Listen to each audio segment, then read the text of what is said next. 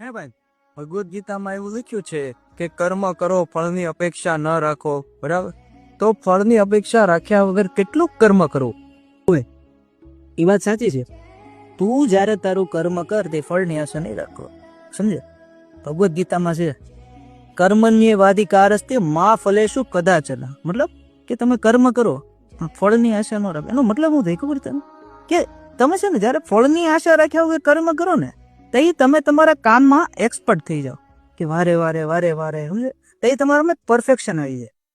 અને હું તને હમણાં અત્યારનું જે લગભગ બધાને ખબર પડશે એવું એક ઉદાહરણ આપું તો એક માણસ 2 પથ્થર વગાડતો, બરોબર, જેને આજે ખાવાના નહોતા થતા, ઈ માણસ અત્યારે ક્યાં પહોંચ્યો?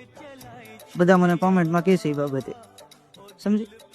કે ઈ જ્યારે ગીત ગાતો ને રોડે તો એ કોઈ આશા નહોતો રાખતો કે મને કોઈ મોટો બ્રેક મળી જાહે, કે મને કોઈ મૂવીમાં કે સોંગમાં સાઇન કરી લે હે. ઈ માણસ તો બસ એની મસ્તીમાં એનું કામ કરતો હતો, એનું કર્મ કરતો હતો. અને જેનું આજે ટી સિરીઝ ભારતનું કહેવાય કે ભાઈ મ્યુઝિકમાં બેસ્ટ પ્લેટફોર્મ છે, એને 2 કરોડ રૂપિયા આપીને સાઇન કર્યો ને એની સાથે ગીત બનાવ્યો. સોનુ નિગમ જેવા સિંગર એના માટે ગાય છે. એટલે કર્મનું ફળ તો મળે ને મળે જ.